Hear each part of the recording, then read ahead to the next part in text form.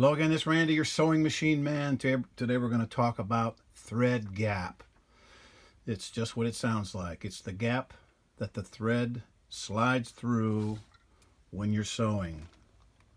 I'll illustrate here. When I turn the hand wheel, you'll see this red thread as it comes around. The hook's going to swing back. It's going to pick up the thread. You'll see it coming across there. The thread gap is going to be this area down here. The thread's going to slide through there, and there's another thread gap at the top on either side of the cushion spring. It's going to slide through once, and then twice, and then the stitch is locked. That's the thread gap. Now the thread gap in this machine, which is a Sears Kenmore 158.17031, is set for all-purpose dual-duty thread. Now, all-purpose dual-duty thread is going to look something like this. Actually, it's going to look exactly like this. And if you take a caliper, a good old made in USA caliper, zero it out, and this is in, what is this one in? Thousandths here? What does it say there? 0.0, where's the camera? 0.001. That's thousandths, and I didn't make that up, or do you have to rely on my knowledge? Oh, it's limited in math. I'm not a math major. Thousandths are 0.001. 1 thousandth equals 0.001. That's a thousandth. So we're going to be measuring in thousandths using this made in USA, made in Massachusetts as a matter of fact, 0.001, American made, 0.001, and it's 0 to 0. So if I'm going to take what people call regular or normal thread, there's no such thing as regular or normal thread. There's 20 sizes of thread. What people call normal and regular, I understand, is all-purpose dual duty. Now you put the calipers on all-purpose dual duty, and you come in at about 5 1/1000ths. Now that's pinching down on it, makes it hold up. So that's not going to be your thread gap, or else it'll jam. So your thread gap would have to be what? 6 1/1000ths? Let's see, 4, 5, 6. It starts pulling through with a little bit of a hesitation. So 6 or 7 1/1000ths. That's where the thread actually slides through. That's going to be your minimum thread gap on either side. Otherwise you'll get looping and jamming. And of course what happens when people use oversized thread, they just turn their tension up instead of being at 4 on this one, which is always on 4. 3 to 5 is your range. 4 is almost always perfect. So they crank it up to 9. No, it'll pull through. You bet it will. And it's like when your muffler's going bad and you go, well, I'll just turn my radio up to like 11 and I don't hear the muffler anymore, so that problem must have gone away. Not how it works. Not in logic land. So that's 6 1/1000ths for just a good old regular normal, which people call all-purpose dual duty thread. Now when people get in trouble is when they go to Joann's and they grab a spool of thread because it's white. Well, it's white among other things. This is also cotton hand quilting. Almost always on the end of the spool or somewhere in the purchase area there, point of sale, you're going to see what you're buying. It's always good to see what you're buying. This is white, but in addition to that, it's also hand quilting thread, not for machine. Now there's machine quilting thread, which is too heavy to sew on most machines because it's way in excess of 6, 7, or 8 even 1/1000ths.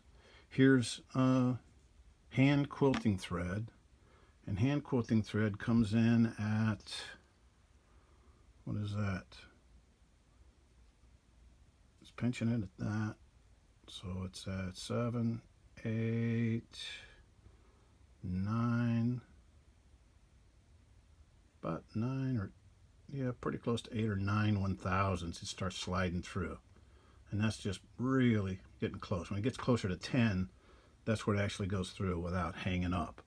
That's hand quilting thread. That's not going to work on a machine like this without having a problem. And you'll say, oh yeah, it will work, but we'll get into that in a moment. So I'll show you why it may work on some machines. Now when you get the 69 nylon upholstery thread, that's when you're a little bit heavier than this. A 69 nylons, again, nylon rather, we're still at thousandths. We're going to go with this, we're going to clamp this baby down. And let's try it here in the calipers, maybe that'll be a better way of doing it. So we're just starting off at 10. So 10 pinches it. We're not going to scrunch it down. So we'll give it a little bit of room to go through. And get it back on the calipers here so it'll come through accurately. Because I know somebody will find fault with my methods because I'm not a scientist, I'm a sewing machine mechanic, but you get the gist of it. This is just a learning exercise. We're not putting people on the moon here. So I'm pulling it through, it won't move at all at 9. I've got it pinched. And at 10 it starts moving, still hesitating. 11, 12 I would say. About 12 is where I think it flies. At 12 1,000ths would be a thread gap. Now a 12 1,000ths thread gap is not going to work on a drop-in bobbin. You know, anything we put the drop-in bobbin in the top. A side load you might get away with it. A front load you'll get away with it under these conditions. See, here's your thread gap here. Here's your cushion spring. And cushion spring is just a little bumper between the hook and the shuttle driver. And it lets the thread slide through on the side. And these things will get bent. They'll get broken. They'll come apart.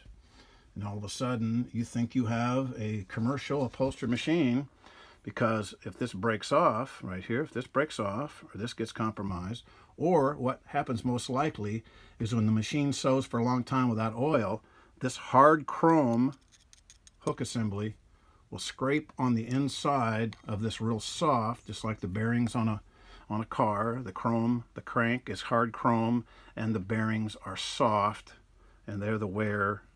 The crank doesn't wear. So this will wear, and this will no longer be round, it'll be oval, it'll be egg-shaped. And then it'll increase your thread gap, but not on the gap side, it'll be on this side. It's pushing over here, so your thread's sliding around and sliding through. But you'll also hear an accompanying hammering sound like a jackhammer. You go, wow, what's that? Well, that means your hook race assembly here has ovaled out. It's not round anymore.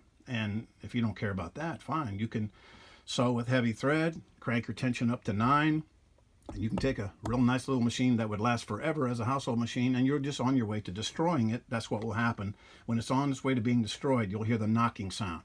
Just like when you spin a bearing in a hot rod car. You'll hear it tap, tap, tap, tap, and then knock, knock, knock, knock, and then it locks up. So what you're doing is destroying this, which is basically a bearing that runs on the inside of there.